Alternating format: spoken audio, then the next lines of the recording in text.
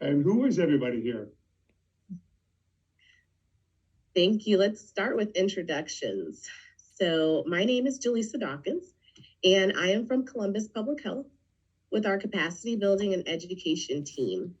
And language services falls under my team's purview. So I'll go ahead and pass it on to Megan, and then we'll keep on going. Hi, everyone. Hi, Rose. Thanks for making time to meet with us today. I'm Megan Jones. I work under Jaleesa in... I'm sorry, what is your name again? I missed that. Oh, it's Megan Jones. Oh, Megan, okay. Yes.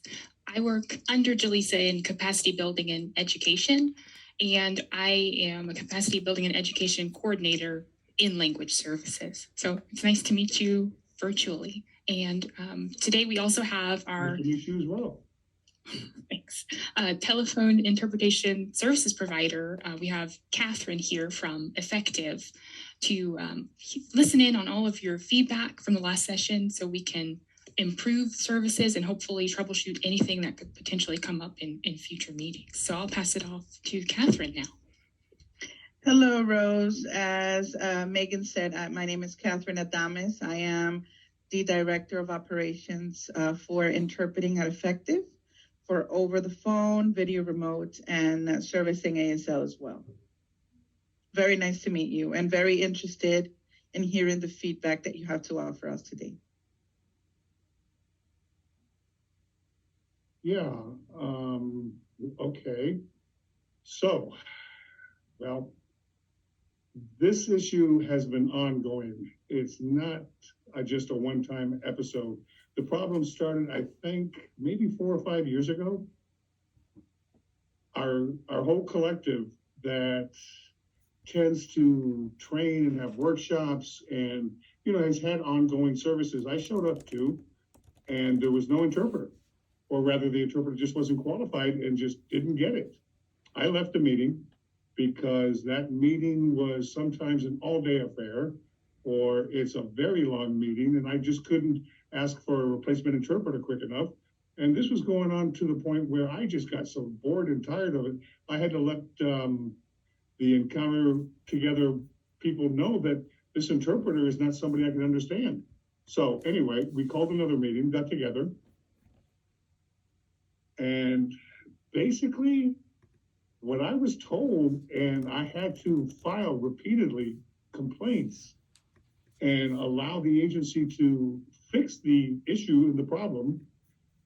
I didn't have time. I didn't want to fight continuously for my access, so I just blew it off and stopped going. And then Encounter Organization, the interpreter wants to clarify. Encounter Organization, would you mind expanding on that, please?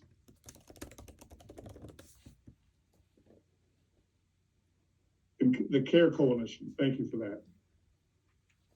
The CARE Coalition had advisory committees, and I wanted to be on one, knowing that we were going to have issues with interpreting services. And so on my application for the committee position, on my application, I said, my agency will be providing the interpreting services. And I made it through the interview process. I got on the advisory committee and then realized my interpreter was having to do way too much. It was much going on. I think it was for like an hour and a half, I believe. We needed a second interpreter for the session. So I reached out to the organization. I said, look, I thought you guys were going to provide an interpreter as well. They said, yeah, but we need a second interpreter because there's a lot going on here. They said, okay, fine. And after a lot of struggle, sometimes there wasn't any interpreter showing up. Sometimes there would be an underqualified interpreter coming in. It was like, I was the one who was burdened with this responsibility, and they didn't want to have to deal with this because I required a qualified, capable, accessible interpreter. So I finally just gave up and left the advisory committee. And then as time went on, I saw that there was training for trauma, resistance, there was, the interpreter's clarifying,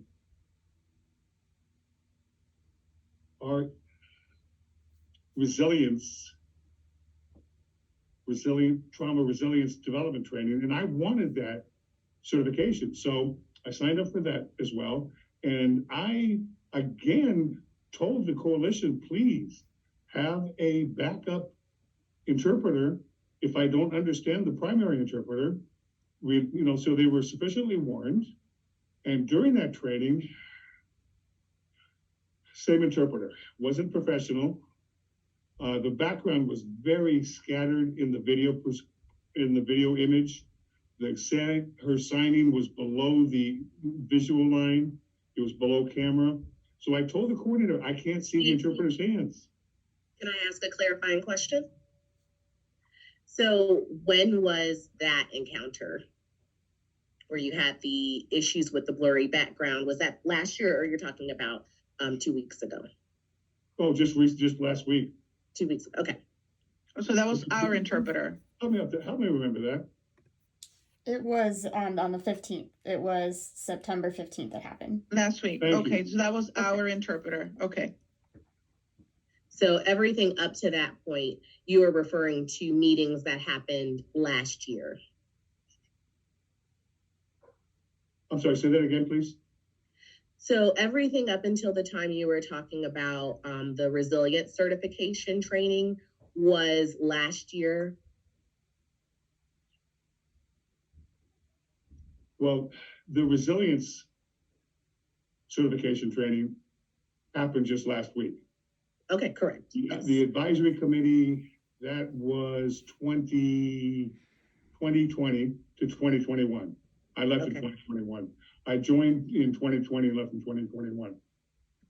Okay, thank you for that The clarification. workshops, the prior ones were 2017, 2018, and I've got all the emails already collected with me trying to let them know about unqualified and incapable interpreters. Okay. So that's Jaleesa, my point of the training. That interpreter screen was so high up, I couldn't see the interpreter's hands. So I let the people running the meeting know, look, I'm sorry. They said, we're going to work on it. We'll let the interpreter know. And then during the introductory phase of the meeting, I felt like that introductory phase was, maybe 30 minutes long. Everybody was introducing themselves. The interpreter was already overwhelmed and unable to convey the information. They turned off their laptop. And I was like, what's going on? I now have no interpreter.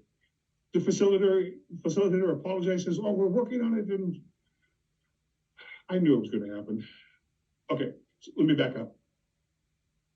This is something that happens all over Ohio. If there's a training, a workshop, a meeting, if there's more than just an hour and a half in duration, you should have 2 interpreters. But that particular interpreter just had 1 for the entire duration of the meeting. That interpreter said, let me know on a private message, look, I am so sorry. I'm just overwhelmed and I'm the only one here. And Access contacted me 10 at night last night, desperate. And I was thinking to myself, why is this my problem? Why put that burden on me? That's unprofessional. So at the same time, I was feeling bad for the interpreter. I felt bad because, the content like that needs 2 team interpreters to support one another. You can't just put 1 interpreter through the entire burden. Say, for example, right now, if that interpreter didn't understand me and there was a team interpreter, they could feed that interpreter back and forth to let them know. That's why you need team interpreting, especially for a meeting that's going to be an hour and a half or longer. But now you have 1 interpreter, that's fine for this meeting. Anyway, where was I? Let me get back to my point. Oh, back to my point, that training. Yeah, there was no interpreter for almost 3 hours. And then the facilitator let me know that they were going to have somebody else after lunch. And I said, okay. So I went ahead and got myself busy doing other things during that morning session. Then after lunch, came back to the video meeting, did not see an interpreter. Frustrated, I sent an email to the facilitator saying, where's the interpreters? Oh, they're there. The person in the pink top. And they gave me the name of an interpreter. And I said, well, why didn't you let me know? All right, anyway. Looked around for that person and finally found him. It was worse, even worse than the first interpreter.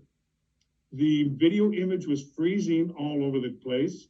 His signing was not appropriate. Say, for example, he was signing brain like this. He would sign it like this. a lot of his signs were just off in left field.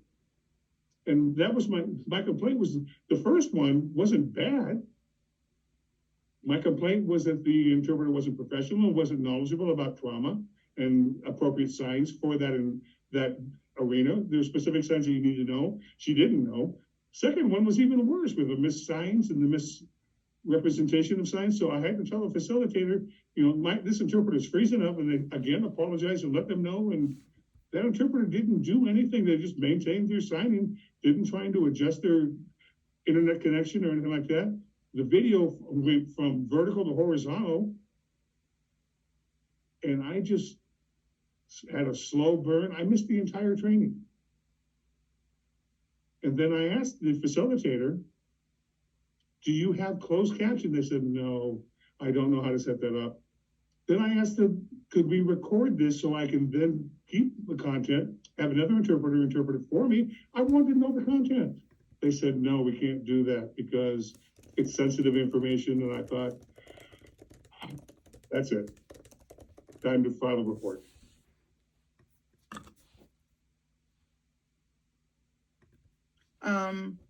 Do you want to share anything else, Rose, or is this all you wanted to let us know up to this point?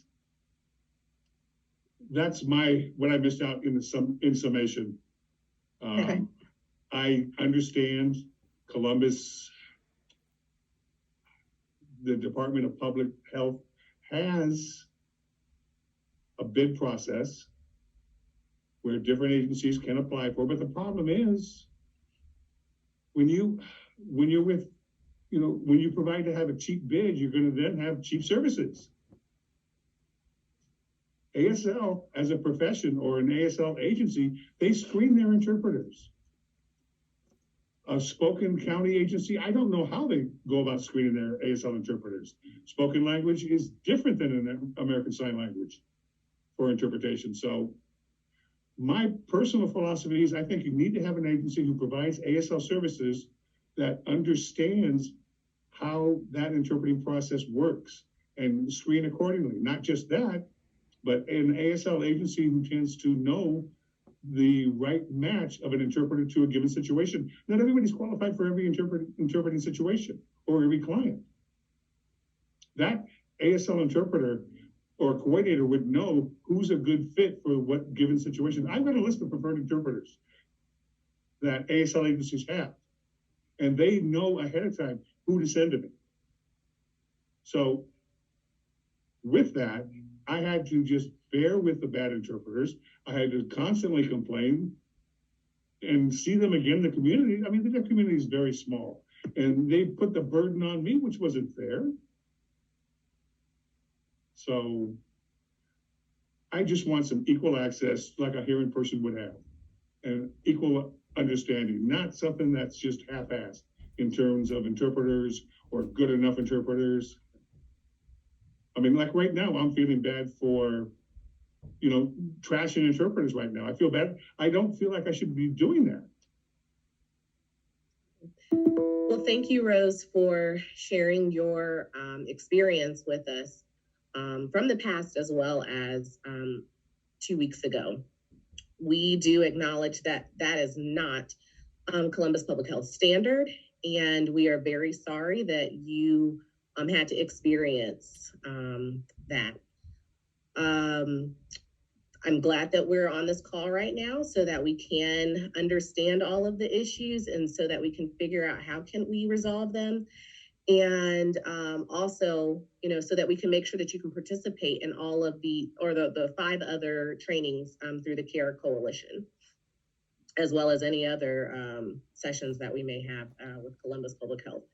So just a little bit of backstory. Unfortunately, our primary nor our secondary ASL contracts were unable to meet our request. And they were sent as soon as we received the request. And so we have Effective, who's actually our telephone interpretation company. That's who's on the line right now. That's who Catherine is with. And they were the ones that were able to meet our need for the session 2 weeks ago. So I do just want to make that statement that They filled in when our primary and our secondary contracts were unable to. Again, that does not make it okay that you were not provided the services so that you could participate in the sessions as everyone else was able to, okay? So they have some things that they would like to share that we are planning to put in place for the September 29th session. And we want to make sure that that works for you as well, and get any other recommendations that you may have, so that, again, you can participate effectively. Right. So Rose, the request got to us late for when it for what we're used to receiving, demands for ASL. We felt we wanted to help, and I cannot apologize enough. And I know you don't want to hear an apology. All you want is to get the services that you deserve. That we were not able to meet your needs and to provide to you an interpreter that communicated adequately. And then the second interpreter, I don't even know what to respond to that. We need to look into that. We have an ASL evaluator. Are you having trouble understanding me right now? To be honest, it's kind of iffy. Like you see, it's just not appropriate for me because, I don't know this interpreter. Okay, so is it the signing, or do you want to share feedback as well, Denny? Well, say, for example, the finger spelling. I'm having a hard time grasping the finger spelling. I think mostly it's the finger spelling I'm having a hard time with. Okay, so I know Other that. than that, I mean, I would say that this is probably better than the second interpreter. This guy's better than that one. I mean, I don't know how that second interpreter got the job to begin with. Well, on behalf of Steve, I want to let you know that he is a certified interpreter. And right now for our company is one of the top interpreters that we have. Who is this? Steve. Oh, this guy here? Yes. Oh, not the other. Okay, gotcha now. Not the other guy. No, not the other guy.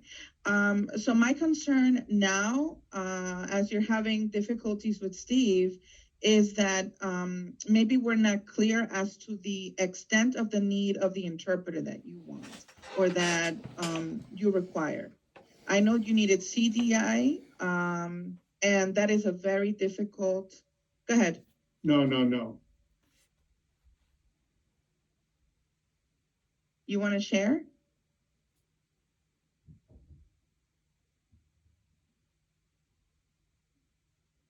Here in Ohio, there are two agencies that I tend to really use a lot. There is Hamilton, and then there is Heritage. Excuse me, the interpreter might have missed out on the first one. They know my signing style. They know my interpreting preferences. So I don't have, honestly, I have used them growing up. I've had almost zero bad experiences with those two services. Some of the interpreters, I let them know this is not a good fit for me. They're certified interpreters, but they're just not a good fit for me. And they know that, they know who to send, who not to send. So, yeah. I do like CDIs. I support CDI interpreting, but I don't understand, I have no trouble understanding their interpreters that they provide to me. Okay. Jaleesa? Yeah, so if we can't always guarantee specific interpreters, so is there, I don't know if it's like a dialect or what specifically, like what is the standard for you to be able to understand?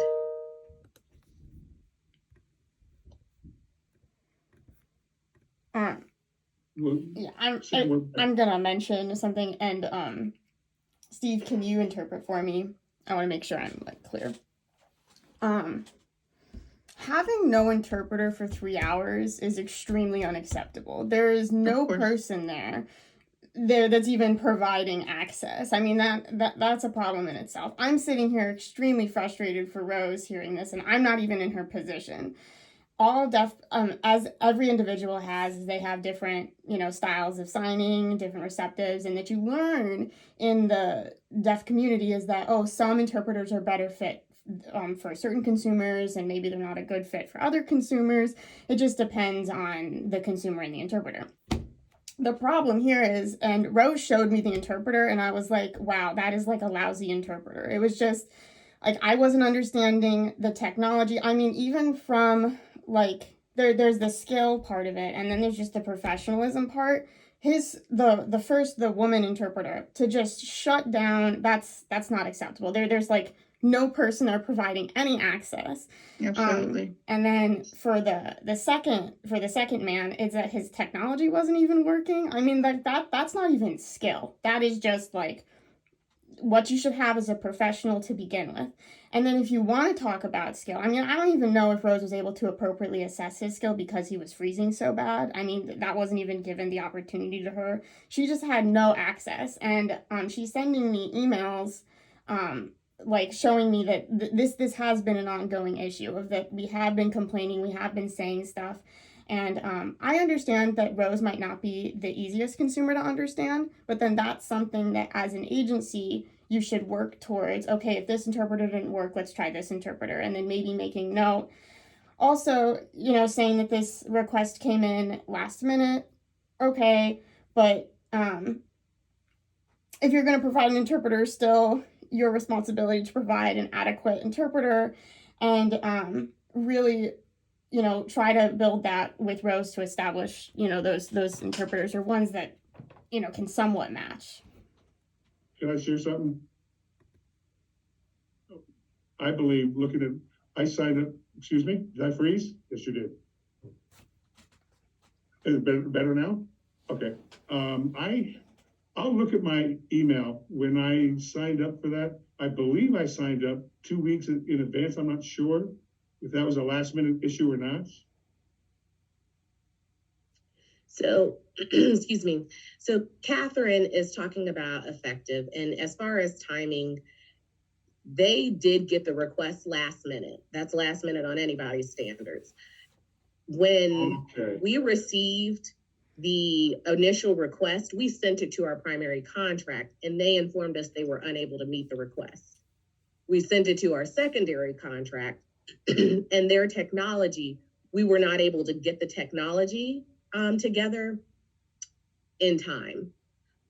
They are more for if we have a client that's in person. But because this was via Zoom, we were unable to get the technology worked out in time.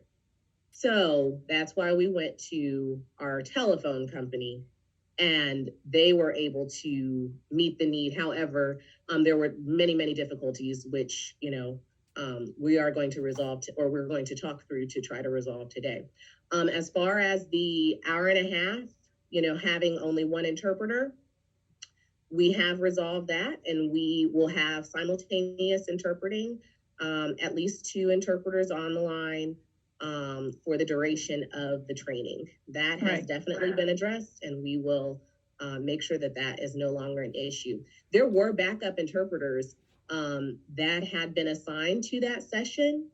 And Catherine, you'll have to explain exactly what took place, but I can't remember exactly when the backup interpreters were called on. Something took place where they were unable to jump on.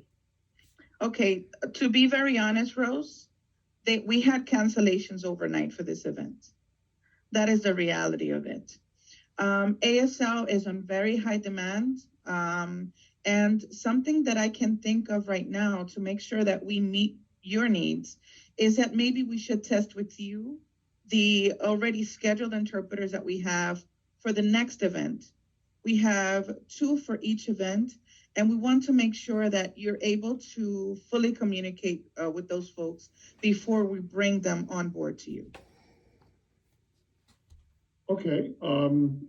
Well, just to let you know, another thing that I just thought that might be helpful is that I am a PSE signer. And that might make it a difference perhaps with interpreters who are completely ASL. I don't get that. And I need an interpreter who is able to adjust themselves to the correct balance of PSE and ASL. Understood. Does that make a big difference in your selection? That makes a huge difference. Understanding that makes a huge difference for us. Denny, I see your hand up. Yeah, I would like to ask something. So when you said that the interpreters, there were cancellations overnight because ASL is in high demand, does that mean that the interpreters canceled this assignment to take another assignment, or were they placed on a different assignment? Like, what does No. that mean? Well, we work with contractors, so we're not the only company that the interpreters work for. Okay, so I I would like to say something there is Uh-huh. that with, again, and this is where I think maybe, I don't know, just like maybe holding the interpreters to a higher standard is because in our code of ethics, we have like the interpreter should follow this code of ethics where it says if you have agreed to an assignment, you don't just take You have- another assignment for like more money.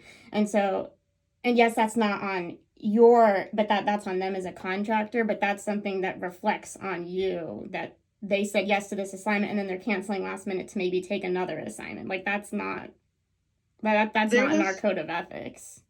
I understand that. There is a complaint that we have from the interpreters, at least from one of the interpreters at Service. And this is something that I will speak to Jaleesa and Megan about. We want to get more information about what the conversation is going to be about. And obviously now we have more time. On the previous event, we did not have any background really of what was going to happen. And again, this doesn't fall on Jaleesa, it doesn't fall on Megan. This is that they were not able to fulfill your needs with, the other companies that they had. So two things I want to do. The first one is to make sure that we have information to share with our interpreters of what the topic of conversation is going to be about. This is a training, I'll call it that. And so I am sure there is material that I would like and that I need our people to look at. And second, and I think it's the most important, is that you meet the interpreters and that you let us know if they work for you, if they can communicate with you accordingly.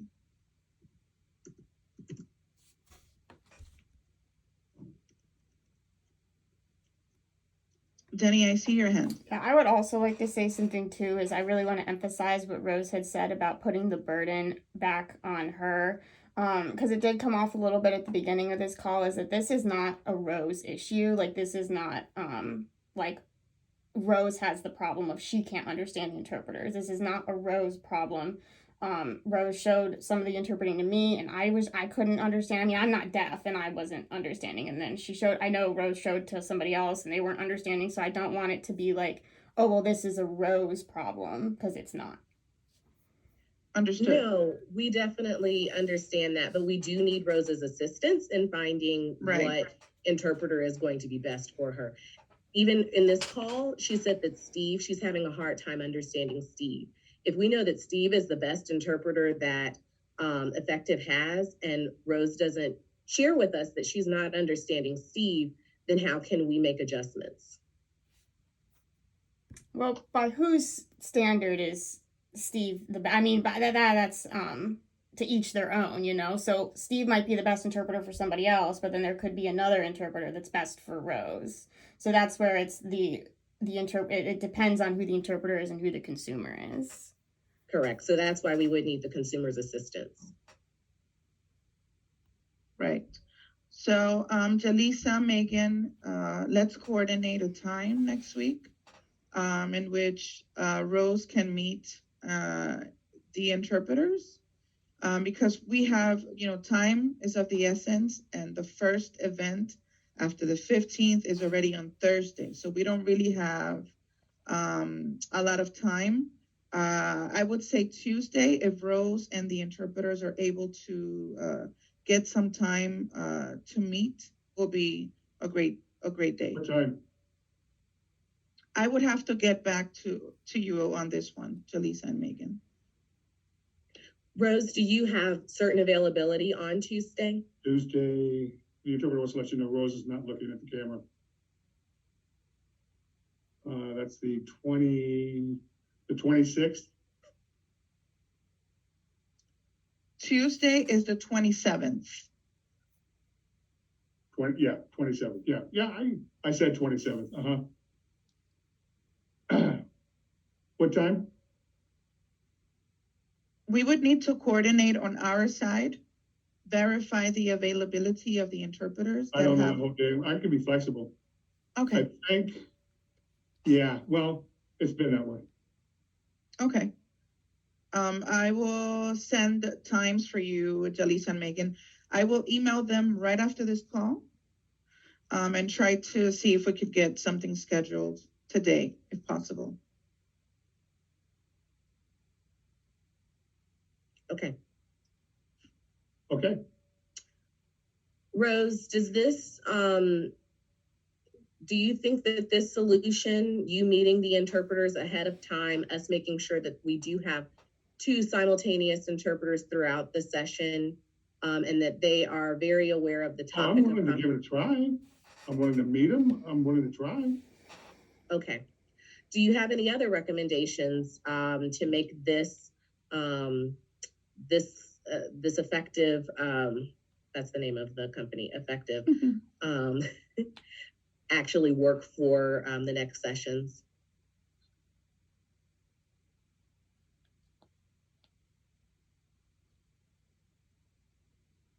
I'm not really aware of who you have on your list of interpreters that are working for you. I don't know who these interpreters are, so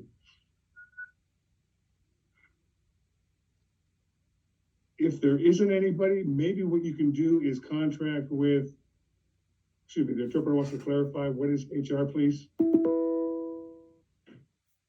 Hallen Ross, or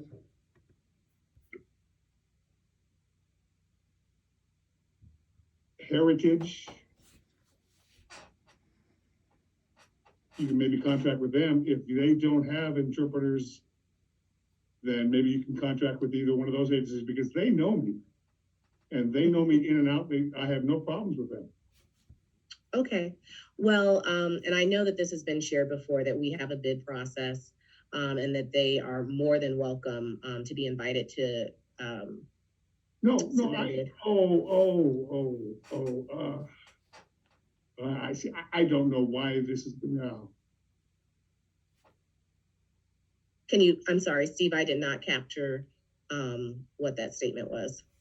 Maybe I jumped ahead of myself. You said that we have already invited them to bid. Is that what you said?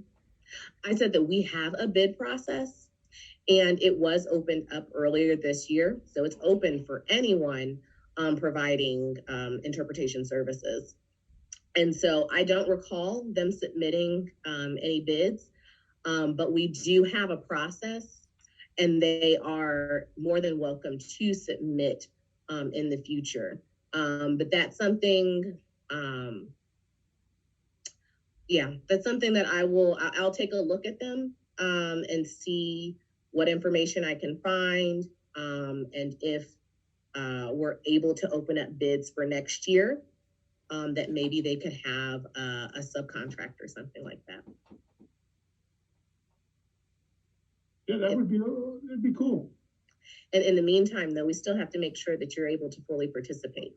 So that's why we want to try this out with meeting with Effective's interpreters on Tuesday.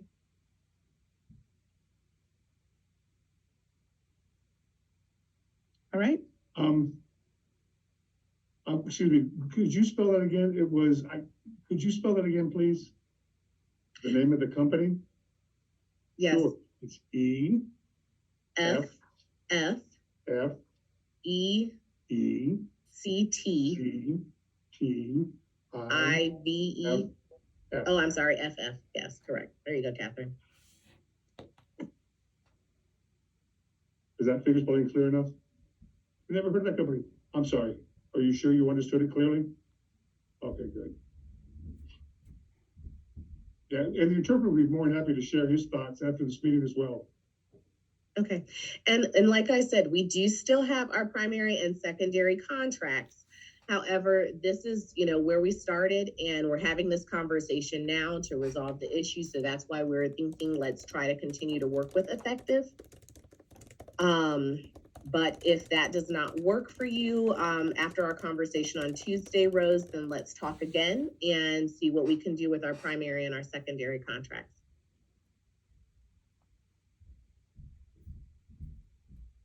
I think Rose is off camera.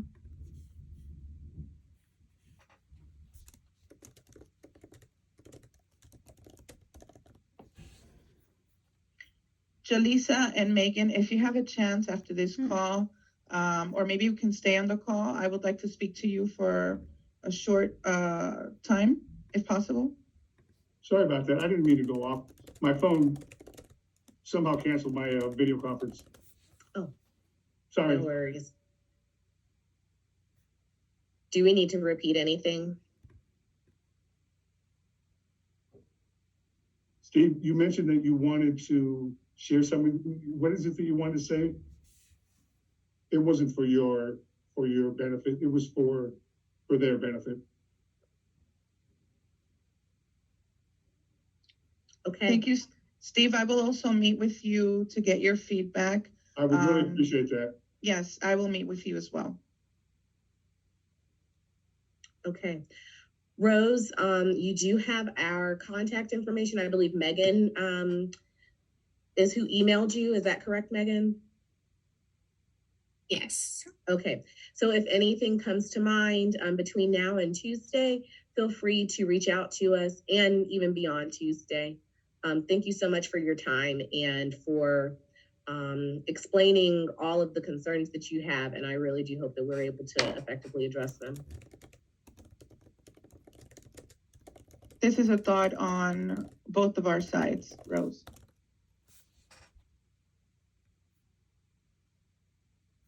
No, I'm leaving. Bye-bye. I feel like it's just inappropriate for Steve to say that. I had comments that's not an ethical thing to say. I just don't feel like.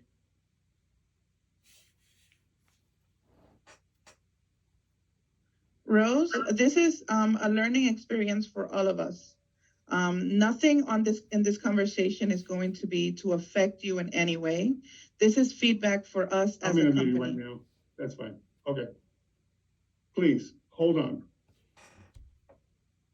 Jenny? Yeah, again, so from my perspective, an interpreter is placed within a meeting to, they're not supposed to be a participant in the meeting. For Steve to say that he's going to share comments after this and it's not for Rose's benefit, that's like sharing, it's like talking behind the consumer's back kind of thing, and that's not. I understand It's that. very suppressive. Yeah. You really got it. You just captured it. Steve? Denny, and Rose, I don't know if you want to remain on the call or if you would like to terminate the call. I would like to remain on the call to hear Steve's thoughts. Rose?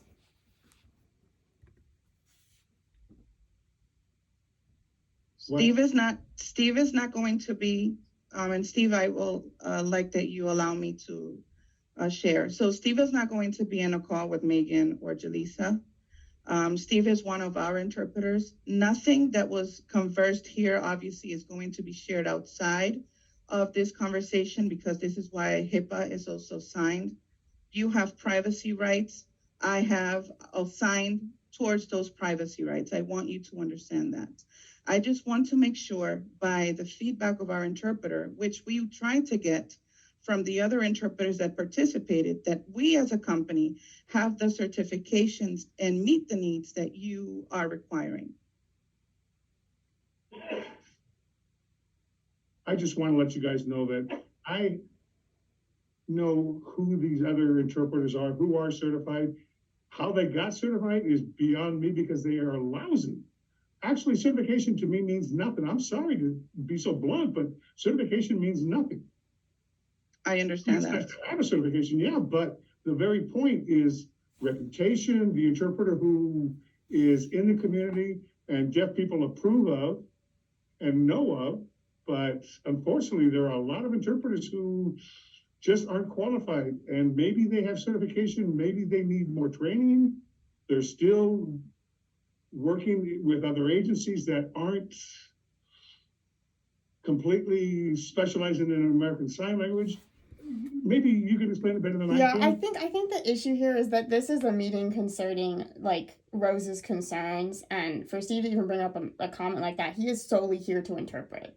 It's if he wanted to give you feedback afterwards, that should have been something I guess discussed after, but really not. This meeting is the fact that we're even talking about this still is that he should have been an interpreter only. He is inserting himself into the situation when this was this is a Rose's perspective. I would encourage, and I can send it over the RID code of ethics, and that really like screening interpreters and that they follow that. And then to Rose's point on the certification is Ohio's standard. I mean, I don't know where you guys are based, but Ohio's standards for interpreters is not the best. Certification is you take a test and you pass the test and then you become certified. There's really that you don't keep up with it. They don't test you every so often. It's just you take the test one time, you get certified. There are really good interpreters that aren't certified. There are really bad interpreters that are certified. You know, it varies. And so kind of holding on to this while our interpreters are certified, okay, but you know. Yeah. Denny and Rose, I'm so sorry that it sounds like Catherine's comment to Steve was not understood well. I think Catherine was talking to Steve as an employee of hers. And so just trying to figure out his feedback on maybe who would be good interpreters to include for Tuesday's call. That's the type of information that she's requesting from Steve. Just as Megan is my employee, and I'll be talking with Megan to make sure that we handled this phone call the best way that we could and figure out how maybe we can go about improving our services in the future. Does that make sense? Yeah, I really want to emphasize that I don't want this to be like this is a problem because of Rose. This is a problem because of Rose, and like where it puts the burden on her again.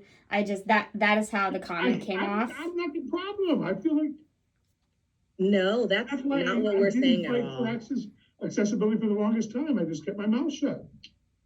No, I'm sorry that's been your experience. That is not where we were coming from at all. We are just trying to make sure that we are providing the best services that we can to you. Rose, I want to let you know that if it makes a difference, this is the first time that I have ever met with anyone that has your needs. So for me, besides being an educational experience, opens up a window as to just how absolutely important it is that we fit the right person for these sort of services. And now I understand better why some of our ASL interpreters prefer to work with, certain clients because they already know the background of the person who needs the services. And they are, kind of a team already. They understand the signing and all of that. So just hearing it and seeing it from you opens up for me as an operations person a huge window.